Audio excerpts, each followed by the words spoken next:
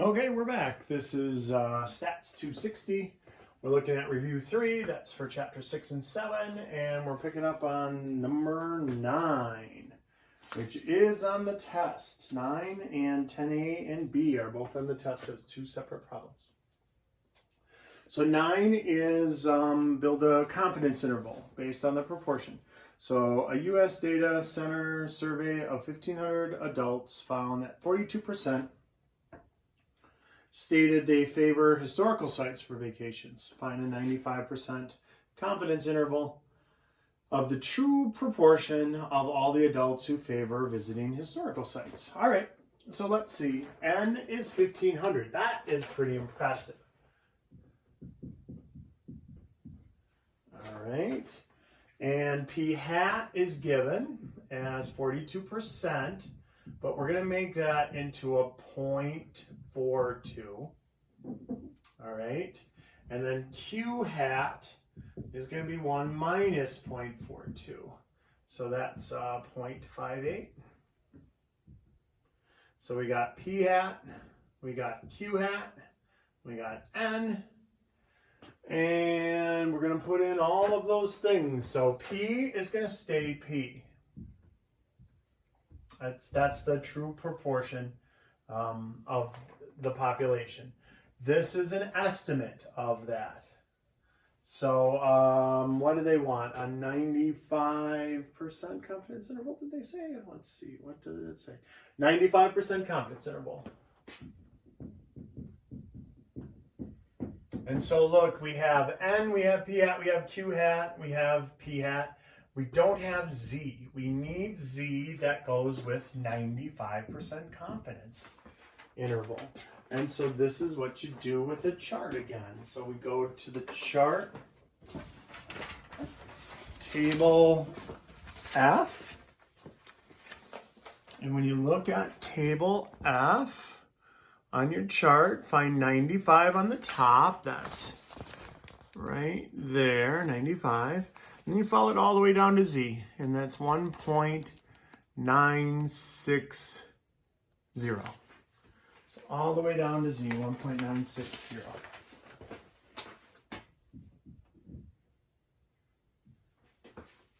And now it's just plug and chug.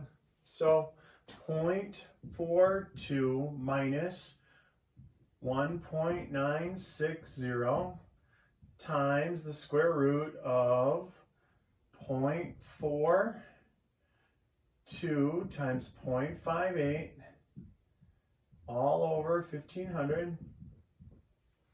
And then that's less than P, which is less than. And now on this side, I usually don't write this out twice. This little piece of information, Z times the square root of P hat, Q hat divided by N, is called the margin of error. Hey, Mo. So the way I usually work the problem is I'll type this into my calculator and get that to kick out. So you try that right now. It's like a sing-along here, but with math. All right. 0.0249775. We'll go all the way here, I guess. 07. 0.42 minus that. And then less than P, less than 0.42 plus, and now let's just do the margin of error. We did it already. Don't type all that in again. You did it. It's the same thing. All right? And so we're going to say plus, and we'll go 3 decimal places. 0.025. How about not all of that? All right? So let's add those up and subtract it away. So 0.42 minus 0.025 basically is 0.395 is less than P, which is less than 0.445. So about 40% to 45% is what we have as the true population of the probability that you like to go to historical sites. So it was 42%, which is in this range. Yeah, that's pretty narrow, from 40 to 45%. That's a decent one. And now, what does 95% confidence mean? That means if we repeated this many, many times, if we took a bunch more 1,500 size samples and did this over and over and over again, 95 of 100 of them would capture the true mean. So that's the likelihood that this is one of those and not one of the 5 that didn't capture it. But there's no guarantee that that isn't one of the 5 that didn't capture the true mean. All right, let's look at 10. N is equal to 700 people. 145 like to play chess. And so this is a similar problem. This time they want a 90% confidence interval. And this time you have to find p hat yourself. So we find p hat by taking 145 divided by 700. I think on the test it'll be nice. It'll be a nice clean answer. This one is 0.207. That's not very clean. I mean, it'll be like 2 decimal places on the test where it'll work out. So that means q hat is 1 minus 0.207. So q hat is, what is q hat? That is 0.793. See, that's not very clean. All right. And so now we do this exact same thing. This thing again. It's just z isn't going to be the 1.960 this time. Z is going to be for 90% confidence. And so Z is going to be 1.645. All right. But then it's just plug and chug. So we go 0.207 minus 1.645 times the square root of 0.207 times 0.793 divided by 700 people. And that's going to be less than p, which is going to be less than the 0.207 plus the margin of error, which we're going to find right here. That's going to be this calculation. And that's a less than sign. All right, so let's do that. We got 0.207 minus, what does that work out to be? That works out, we'll only go 3 places this time. So type that in your calculator. That should work out to be 0.025, which is less than p, which is less than 0.207 plus 0.025. All right, and then we get 0.182 is less than p, which is less than 0.232. So about 18 to 23% of students play chess. I think that's old. I don't think a lot of people play chess anymore. All right, so let's take a look at letter B, also on the test. So 9 and 10A and B, all on the test. N is equal to P hat, Q hat, Z divided by E squared. Ooh, don't forget that squared. That's often overlooked. A lot of people overlook that. So for the one above, if we want a 3% margin of error, then how many people do we have to survey? And so let's see. Well, we know P hat is 0.207, Q hat is 0.793, Z for 90% confidence. So the same as up there. We already had that, 1.645 divided by, now here, this is different. Error is given. They said 3%. Well, you can't put it in percents. You got to make it into a decimal so you can play with the real numbers. So 0.3, and don't forget to square that value.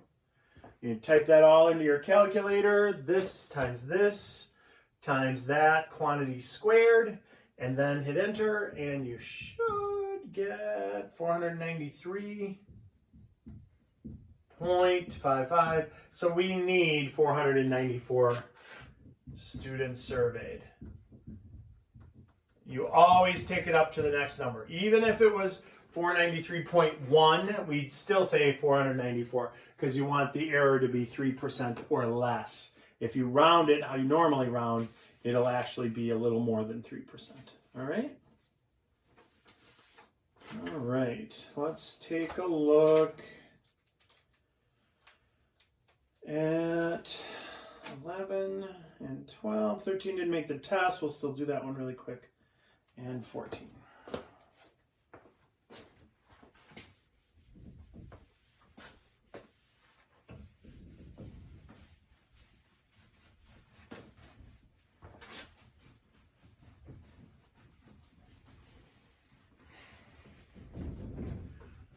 All right, so number 11 did make the test, A and B, as different problems. So there's two more there. 11A made it, 11B made it. So let's take a look at that. Suppose that the population of surfers in the U.S.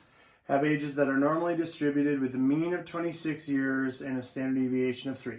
So they gave us the population mean and the population standard deviation.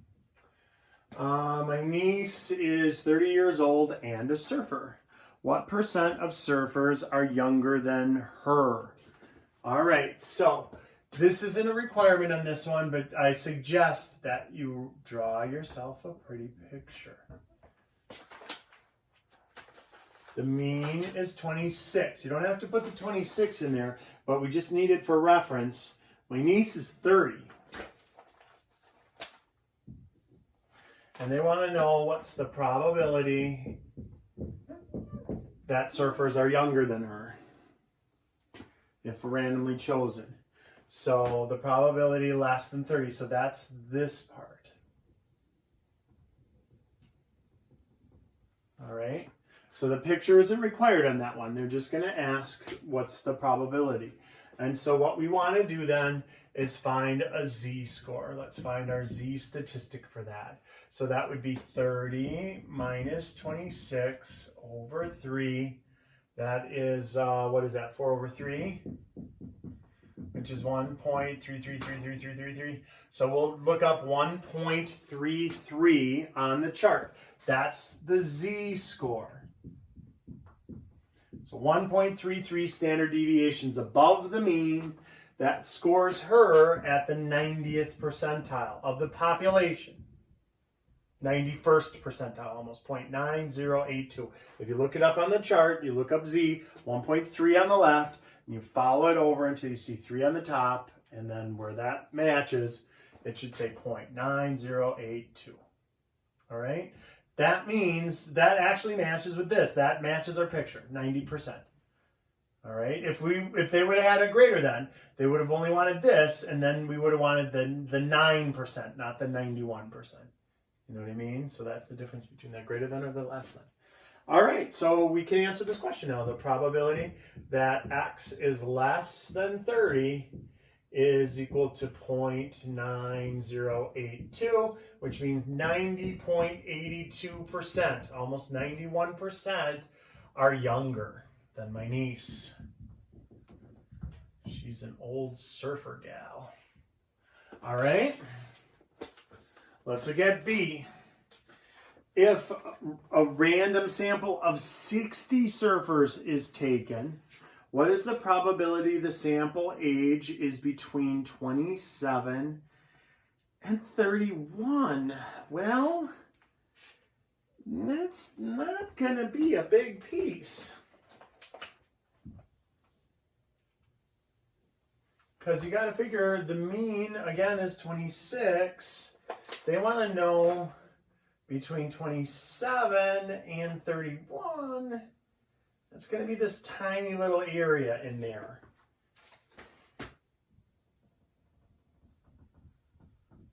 And it's only based on 60. So look, we want the probability that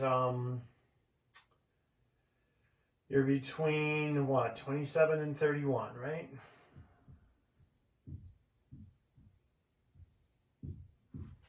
So here, let's find the z-score for 27. We'll say z sub 27. So we know that's for 27, all right?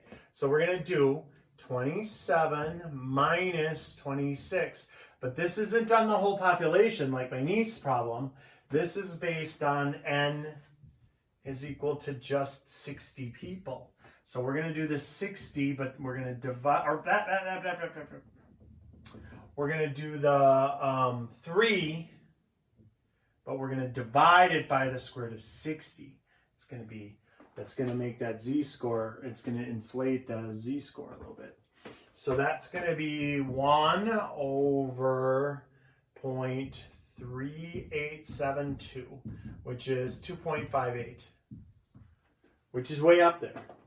If we look up a z-score of 2.58, that is, this should have been moved over.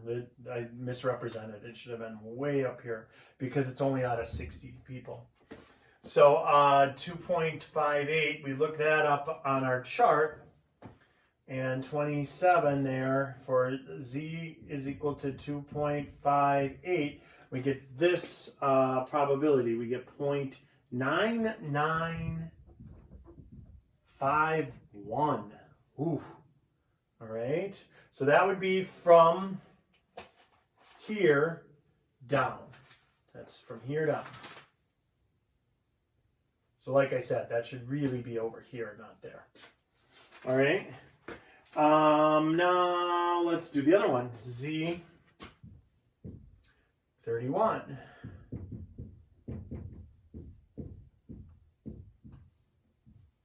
Also divided by 3 over the square root of 60. So we can reuse 0.3872 on the bottom. But on the top, that's going to be 5. So 5 divided by 0.3872, that's off the charts. That's 12.91. Anything bigger than 3.49, it says on the chart, use 0.9999. So for 31, we're going to have z is equal to 12.91, which is 0.9999. Anything bigger, it says on the very bottom of the chart, if it's bigger than 3.49, use that. So, holy Toledo. That's as high as it gets, 0.99999. So what we're going to do to find this tiny little area is take 0.9999 minus 0.9951, and that's going to be our probability.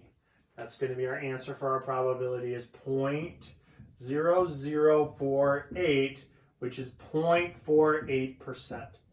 So very unlikely that if you chose 60 surfers, the average age would be between 27 and 31. That's old. That's way up on the top of the scale. All right. So not very likely at all. On the test, it's not going to be off the charts. It'll be something that you can look up both of those probabilities in it, so you won't have to default to 0.99999. It'll be 2 that you look up on the chart and subtract. All right? All right. There's one like number 12. There isn't one like 13, and there is one like 14. So here, let's quick do 12, 13, and 14.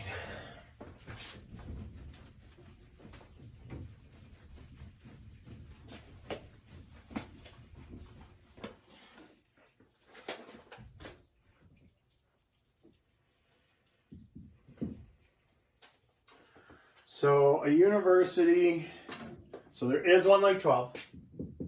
University dean wishes to estimate the average number of hours freshmen study each week. Standard deviation from a previous study is 2.6, so that's a population. How large a sample must be taken for 99% confidence intervals? And they want differs from the sample mean by 0.5 an hour. So the error has to be 0.5 or less. Half of an hour. Okay. So there we are. We got everything. So we look up 99%. Our z-score for that is 2.576. And then it's just n is equal to the z times the standard deviation over the error squared. So z-score that we looked up for 99% is 2.576. And standard deviation given is 2.6. Error is 0.5. And we square that. So that's just a calculator problem. So 179.43.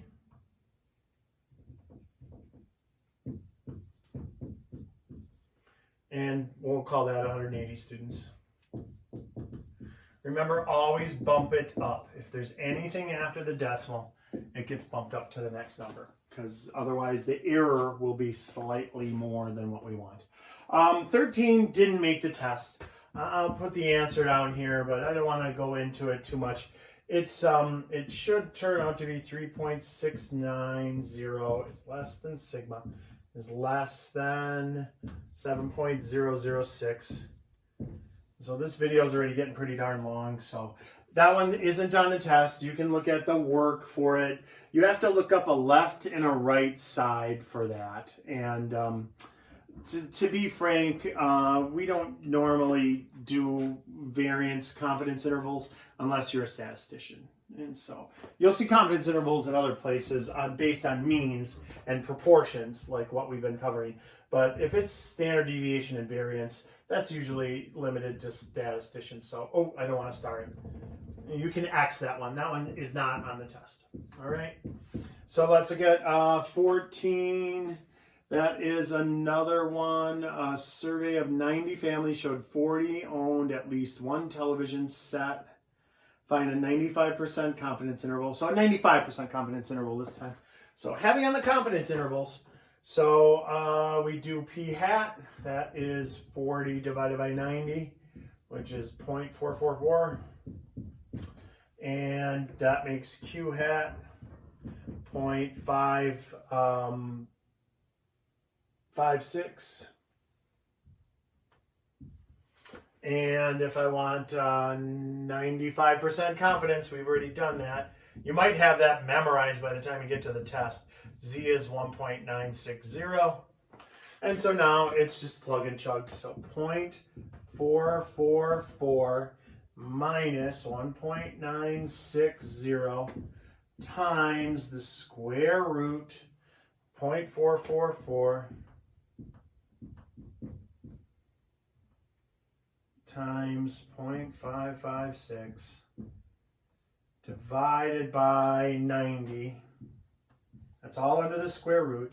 That's less than p, which is less than the 0.444, plus the margin of error. So we find this number. That number shakes out to be 0.103. It's actually 0.10265 ... So we round it to that. 0.444 minus 0.103. That is 0.341. It's less than p, which is less than 0.44 plus 0.103. And so that is 0.547. And the reason I put this one on the test also, I know it's another proportion one, is because sometimes when you have a small sample like 90, look at how varied that is. That's 34% to 55%. That tells us almost nothing. So we can say, oh, well, the proportion of people that own at least one TV set back when this was taken is anywhere from 34 to 55%. It doesn't tell me anything. So you got to be careful when you're doing these. Like sometimes they want, oh, I want 99%. But then you have such a wide range for the probability that it doesn't really give you any usable information. All right, and there's going to be one more video on the last page.